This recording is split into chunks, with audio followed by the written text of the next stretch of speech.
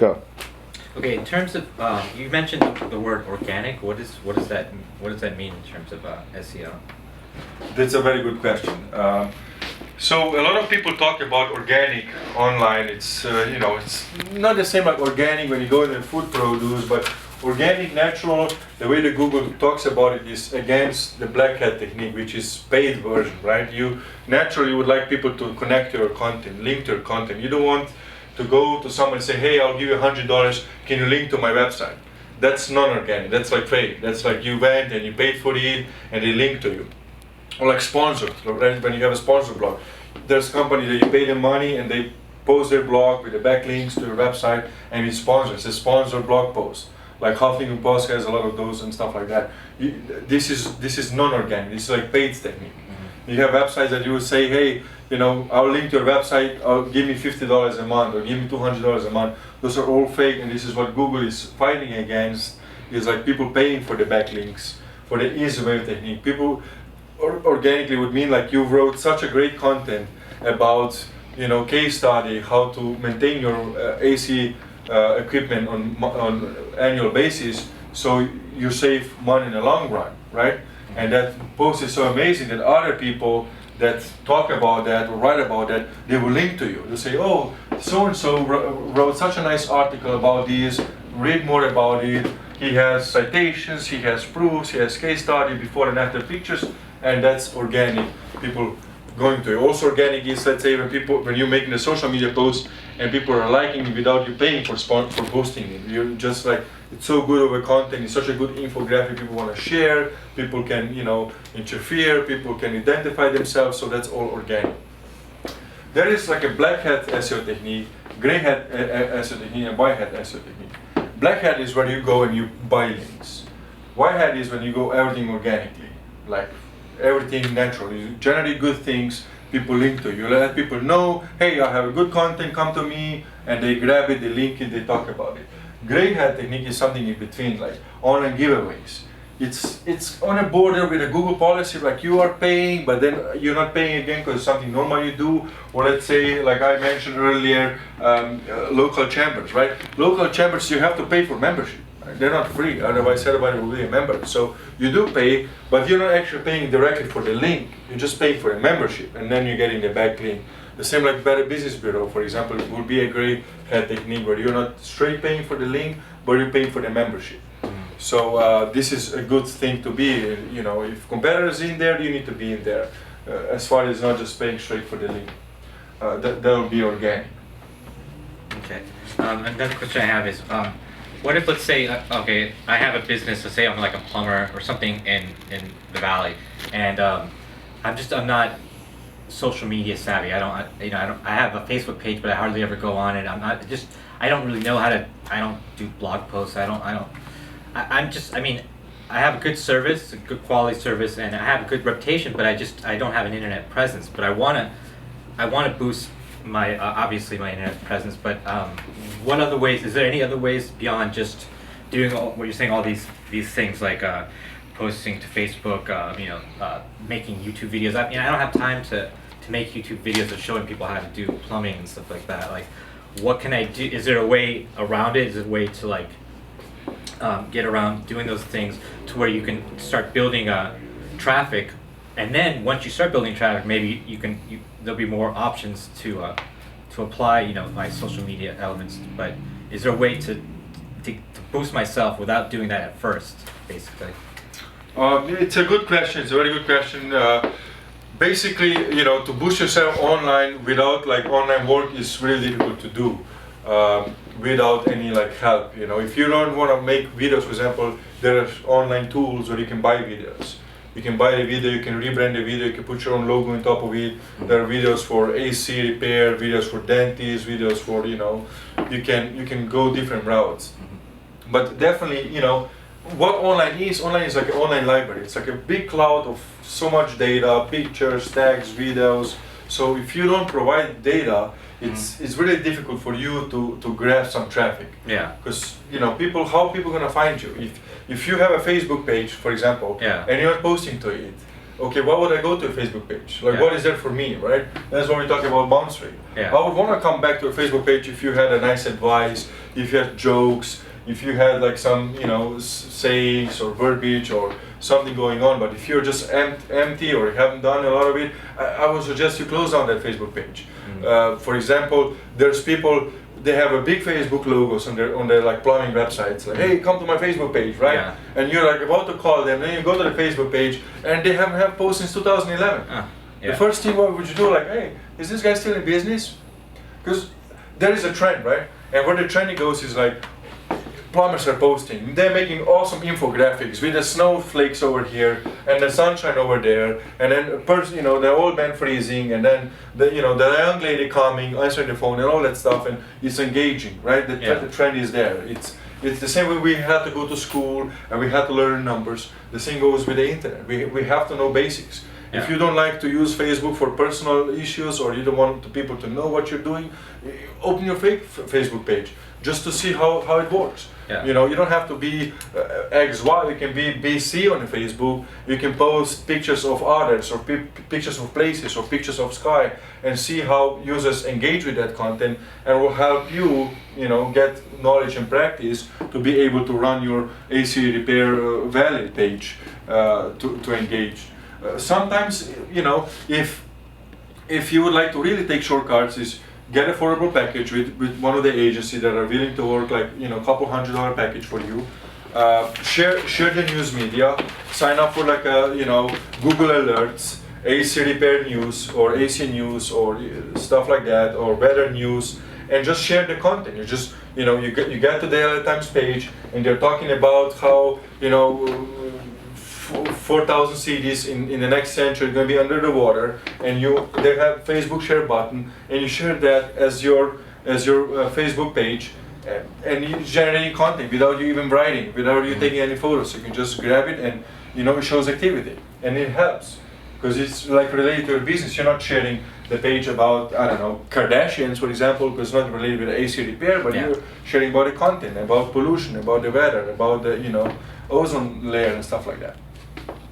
Okay, another question I have is, let's say, how important is like stuff like, you talk about online reputation, but how important is sites like Yelp in terms of, like, let's say if I have a bad review, and like, I mean, let's say if I have 4 really good reviews and 1 really bad review, I mean, is that something that's gonna, and how much control do I have over that, like, to change that? Like, is it something that's easy to change, or it's like, or it's something I had no control over, and is it really gonna affect my business? One-star Yelp review is going to affect your business. So number one thing you should do when you get 1-star Yelp review is respond to that review. Respond to that review tell your story of what happened. Yeah. In a nice way. Don't accuse the reviewer. Don't tell them they're liars. Don't call them names. Don't be unrespected. Give them a nice, respectful feedback. What is your side of the story? Offer them, you know, to correct the issue. Users like to see how do you respond to negative things. Every restaurant with 100, 200, or 1,000 reviews, guess what? Even they are like 5-star rated, they will have 1-star reviews. Yeah. It happens. Somebody has a bad day. Somebody doesn't like a spicy food. Somebody doesn't like raw milk, or, you know, things happen. So you're gonna get 1-star review. Reputation is very important for you. Online reputation, because the consumers, how they search online is they search. For them it's easier to repair 3 AC repair guys online without even calling them, to see which one is better.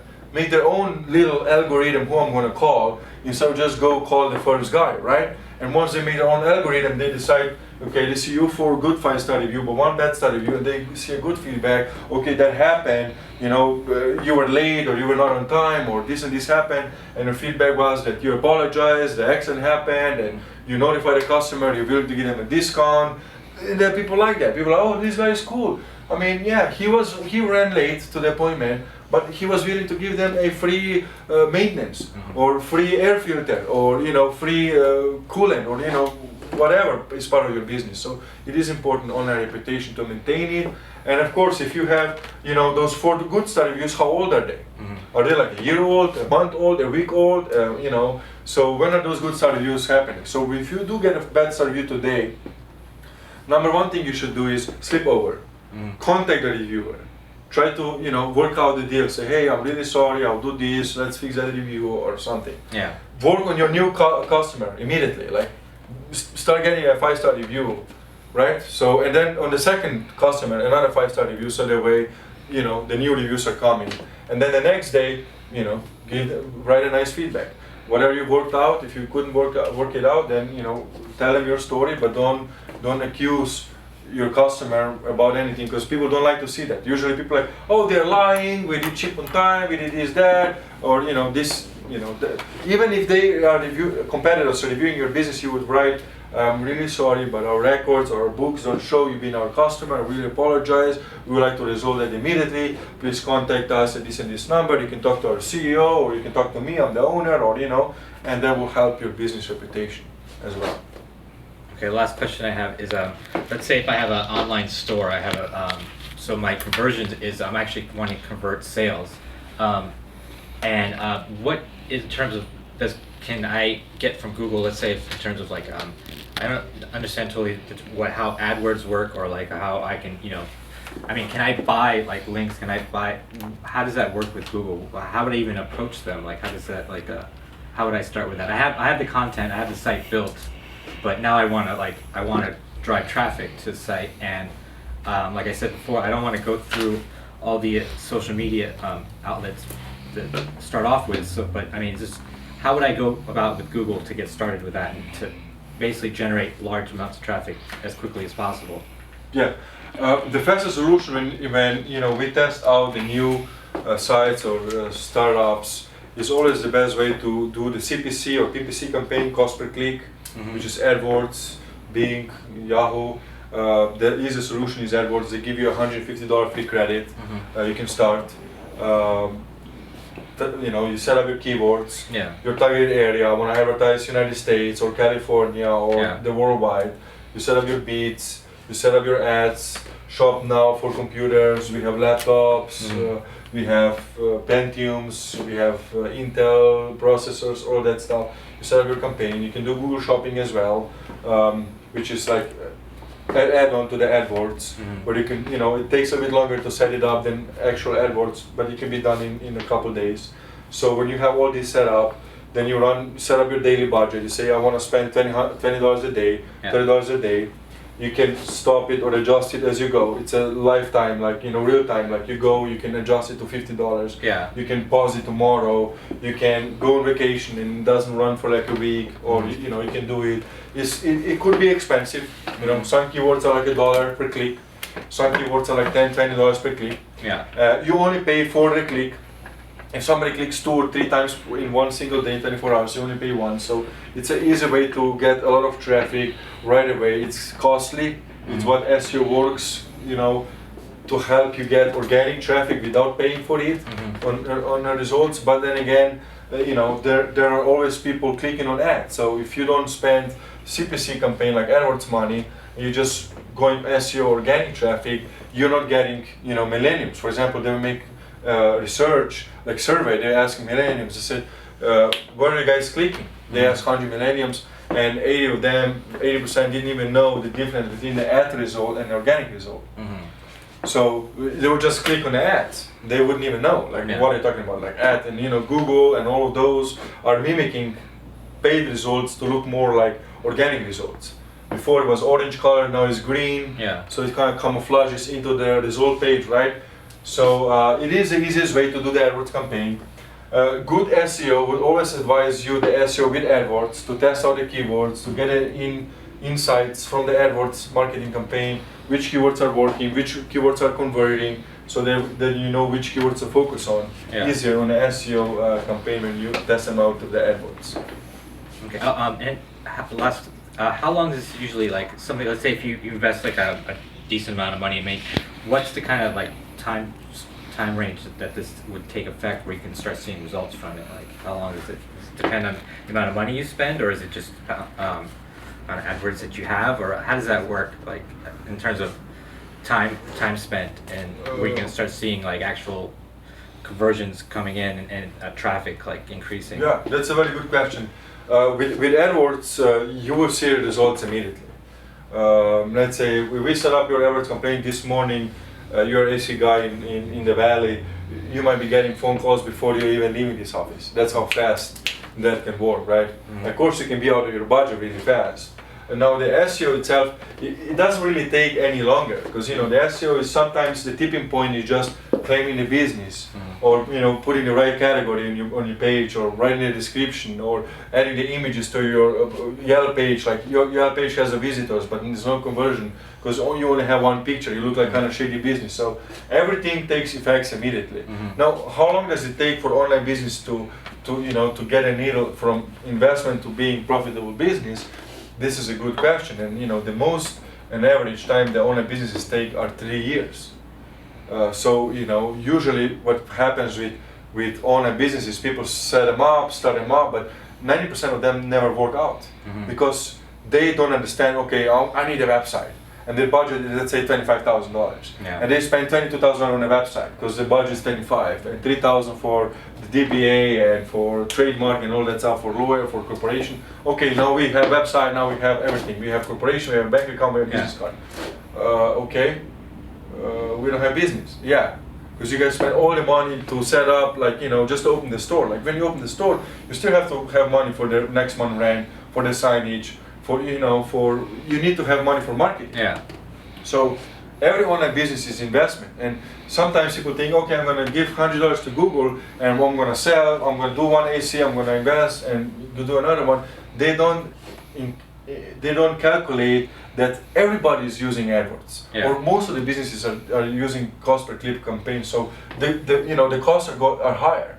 So you need to have enough money to get it going for at least like first 6 months to get some serious investments back, so you can put some serious money back into your marketing campaign. And in 3 years of being on business, you kind of float it out, and you're like the needle turns into a green branch, and you're profitable business. You're making a lot of money, and your business is good to sell. Your business is good to hire more people, to expand. But you need to get to the 3 years range on average for any type of e-commerce or online business to break the major ice and a major milestone. Okay. Okay.